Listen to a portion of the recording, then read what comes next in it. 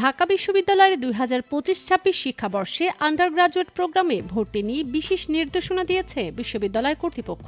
শিক্ষার্থীদের বলা হয়েছে নির্ধারিত সময়ের মধ্যে ভর্তি কার্যক্রম সম্পন্ন করতে। বিশ্ববিদ্যালয়ের ভর্তি বিষয়ক ওয়েবসাইটে এই নির্দেশনা প্রকাশ করা হয়েছে।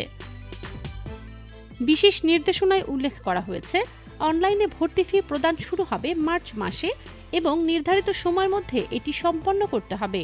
ফি প্রদানের পর শিক্ষার্থীদের বরাদ্দপ্রাপ্ত বিষয় অনুযায়ী সংশ্লিষ্ট বিভাগ বা ইনস্টিটিউট ও হলে উপস্থিত হয়ে ভর্তি কার্যক্রম সম্পন্ন করতে হবে।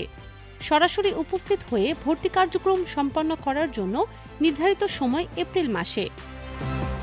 সংশ্লিষ্ট সকল শিক্ষার্থীকে অনলাইনে ভর্তি ফি প্রদান এবং পরবর্তীতে সংশ্লিষ্ট বিভাগ বা ইনস্টিটিউট ও হলে উপস্থিত হয়ে ভর্তি কার্যক্রম সম্পন্ন করার জন্য বিশেষভাবে নির্দেশ দেওয়া হয়েছে।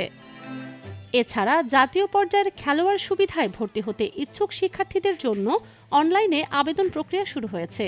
বিস্তারিত তথ্যের জন্য বিশ্ববিদ্যালয়ের ওয়েবসাইটের নোটিশ সেকশনের খেলোয়াড় মেনু থেকে সংশ্লিষ্ট বিজ্ঞপ্তি দেখার পরামর্শ দেওয়া হয়েছে।